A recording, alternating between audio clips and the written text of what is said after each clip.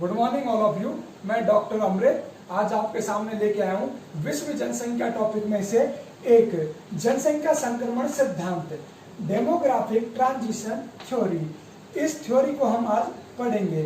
इस थ्योरी का प्रतिपादन सन 1929 में एम.डब्ल्यू. थॉम्पसन ने और 1945 में नोटेस्टीन ने प्रस्तुत किया था। इसको प्रस्तुत करने का आधार ये रहा था, इन दोनों विद्वानों ने विकसित देशों जैसे यूरोप, अमेरिका और ऑस्ट्रेलिया, इनमें जन्म दर एवं मृत्यु दर की प्रवृत्तियों के अनुभव के आधार पर इस सिद्धांत को प्रस्तुत किया था। यह सिद्धांत जनसंख्या वृद्धि एवं सामाजिक आर्थिक विकास के बीच में संबंध को दर्शाता है। यह सिद्धांत ये बताता है कि जैसे जैसे आर्थिक विकास बढ़ता जाता है, जीवन स्तर में वृद्धि होती चली जाती है और स्वास्थ्य सेवाओं में भी वृद्धि होती है, वैसे वैसे मृत्यु दर में कमी होती चली जाती है।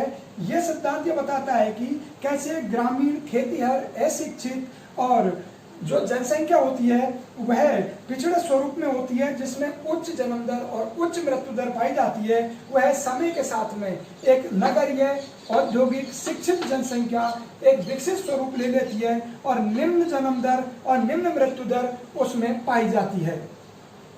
किसी भी देश या किसी भी समाज की एक जनसंख्या जो ग्रामीण, खेतीहर से एक औद्योगिक और शिक्षित जनसंख्या वाले समाज में परिवर्तन होने में एक लंबा समय लगता है और ये संक्रमणकालीन अवस्थाओं से होकर के गुजरता है। जनसंख्या संक्रमण सिद्धांत में बताया गया है कि ऐसी 5 अवस्थाएं हैं जिनमें होकर एक जनसंख्या गुजरती है। उन 5 अवस्थाओं में हम इस डायग्राम को देखेंगे तो इसमें नीचे वाले जो 0 से x वाली जो ये आधार लाइन है, ये 5 अवस्थाओं को दिखाएगी और 0 से y वाली लाइन ये जन्म एवं मृत्यु दर प्रति हजार प्रति वर्ष के रूप में ये दर्शाएगी। ये ऊपर की लाइन जन्म दर को दर्शाती है और ये नीचे वाली लाइन मृत्यु दर को दर्शाएगी और ये जनसंख्या वृद्धि को दर्शाएंगी। अब हम एक एक अवस्थाओं का वर्णन करेंगे। जनसंख्या संक्रमण सिद्धांत की प्रथम अवस्था यह बताती है कि इसमें उच्च जन्म दर एवं उच्च मृत्यु दर रहती है। इसके कारण इसमें क्या है, जनसंख्या वृद्धि दर अत्यंत कम होती है।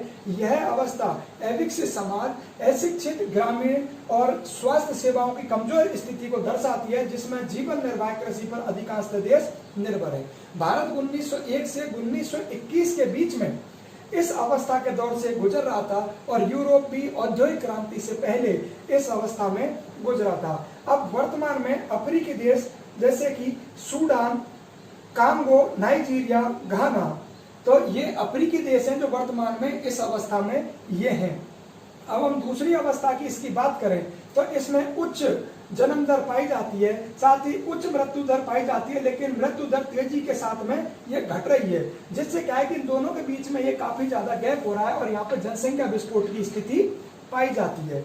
और यह विकासशील समाज होने की एक अवस्था है। इसमें अधिकांश वही अफ्रीकी देश वर्तमान में आते हैं। अगर हम तीसरी अवस्था की बात करें तो तीसरी अवस्था में इसमें उच्च जन्म दर के साथ में तेजी से गिरती हुई जन्म दर पाई जाती है और मध्यम मृत्यु दर पाई जाती है। इसमें यह देखा जाता है कि शुरुआत में तो इस अवस्था में जनसंख्या विस्फोट की स्थिति है, लेकिन धीरे बाद में जाकर यह जनसंख्या वृद्धि कम होती चली जाती है और वर्तमान में इसमें भारत, पाकिस्तान, अफगानिस्तान, श्रीलंका, नेपाल आदि देश इसमें आते हैं। अगर जनसंख्या संक्रमण सिद्धांत की हम चौथी अवस्था को देखें तो इसमें मध्यम जन्म दर और निम्न मृत्यु दर पाई जाती है। इसमें जनसंख्या की धीमी वृद्धि या लगभग स्थिर स्थिति होती है।